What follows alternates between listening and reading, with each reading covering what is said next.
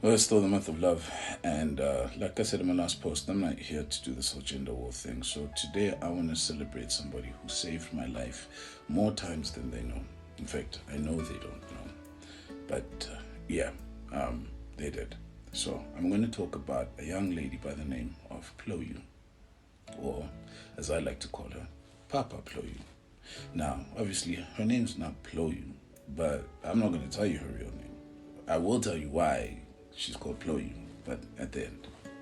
So, I met Ployu when she was 9 months old. Her mother and I had been dating for about 2 months or so, and we decided to go on a zoo date where I would meet Ployu and her older brother, who was 3 years old. As time would go by, we would all move in together, and I would go from being a bachelor to all of a sudden a guardian, step parent, to a 2-year-old and a 5-year-old. Exciting, but very, very scary. Now, I knew that I was never going to replace their father, but it was something that I took with great pride. It was an honor for me to be there as a guardian for them.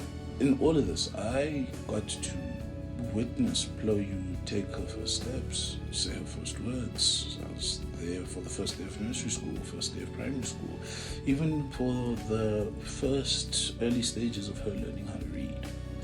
Now, because her mother had a 9 to 5 and I worked for myself, I would be the one to pick up from nursery school. And her brother was in primary school, so this meant that we had some time to just bond, her and I. And anyone who's dealt with a preschooler knows that their minds are just out there. And hers was no different. Maybe a little bit more out there than most. Very weird child, but wonderfully weird. Weird is good. And we would stop off, get snacks, and connect, like I said, and then go home, and I'd leave her with the nanny. And I'd go to the bedroom, lie down in the bed, and allow my very crippling depression to start whooping my ass. I would question my existence, question if I still wanted to be around, if I wanted to live. And whenever this would happen, Ployu had this thing of just barging in. She'd just come into the bedroom and she would demand that I give her attention. And even when I tell her, like, go away, come back later wouldn't be more than 5 minutes. This child insisted that I give her attention, that we play, and that's what would happen. And she wouldn't leave until she saw a smile on my face and saw me laughing, as if she somehow just knew that I wasn't okay. And she made it her job to lift my spirits. This happened on such a regular basis that I even brought it up to her mother and was just like, have you experienced similar? And both of us agreed that clearly there must be something quite intuitive and empathetic about it, because her mother had also experienced the same. Anyway, like I said, we forged a really strong bond, so much so that I started to pick up how I was influencing her. And what I mean is, I go to gym and I don't like using gloves. So I lift with my bare hands, and so that means anyone who goes to gym knows you start forming calluses. And well, it's nothing for me to pick away at my calluses. It's just a habit.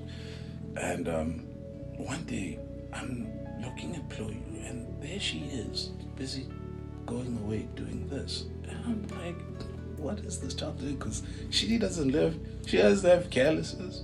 But that spoke to the subtle influence that I had, how something as insignificant as me just picking away at a callus was being monitored and observed by this child. And somehow this was something for her, I guess, to bond, further bond.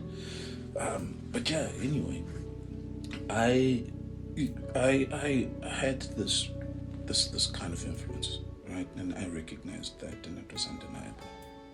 Anyway, after about 5 years of living together, her mother and I would part ways. The relationship had to end.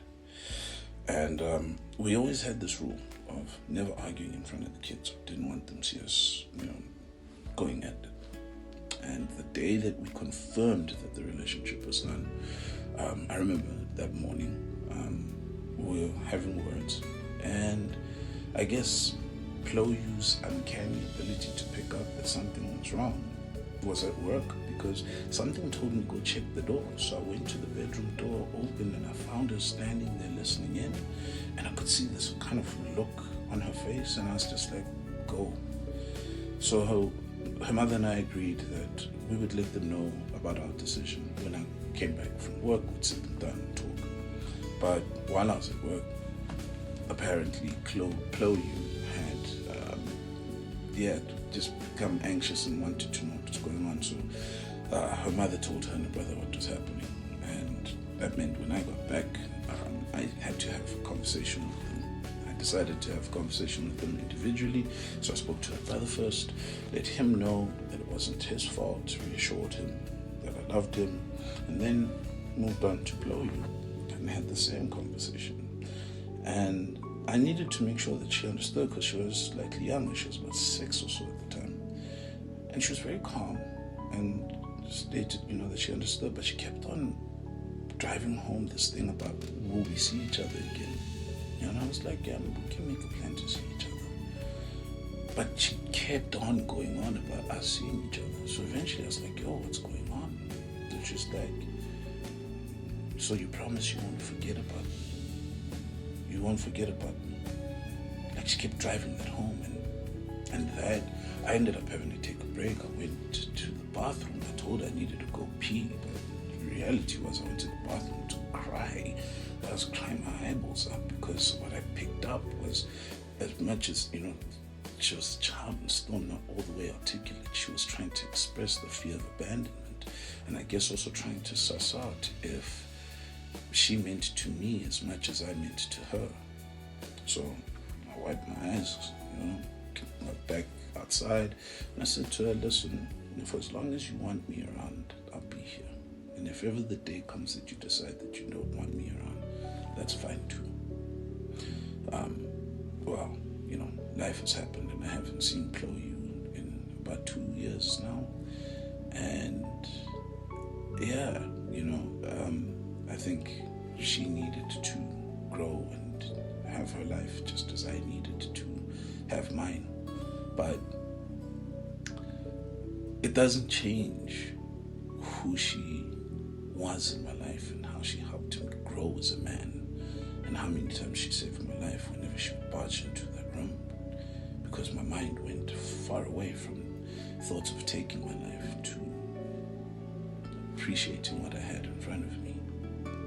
See, like I said, I'm not about the whole gender war thing, because I think a lot of times we keep it to men and women and the romantic, but we seldom start to think about the fact that there are children on the sidelines watching, picking up on the smallest of things, small enough like the picking away of a callus, and that influences them. So imagine what they pick up and how they start to think and behave when they hear us speaking such disparaging things about one another. When a father goes on about how women are this way or the third, what does that say to a young girl? How does she feel about herself? And the same for a young boy when he hears his mother going on about how men ain't shit. So, yeah, anyway, Ployu. Why is she called Ployu? Her mother was a big fan of Grey's Anatomy. And this one day, watching Grey's Anatomy on the laptop, there was a patient who was crashing, and I guess one of the ERs was just like trying to resuscitate them, and they were screaming out, "Code blue, code blue," and her, being a child, she heard Ployu, Ployu, and so the name Ployu was born. And she doesn't let anyone else call it that, but she was always okay with me calling it that. As for where Papa and Papa Ployu came, I don't know. But yeah, Papa Ployu. Anyway, thank you, Papa Ployu. If ever you see this, you saved my life more than you know. And I love you.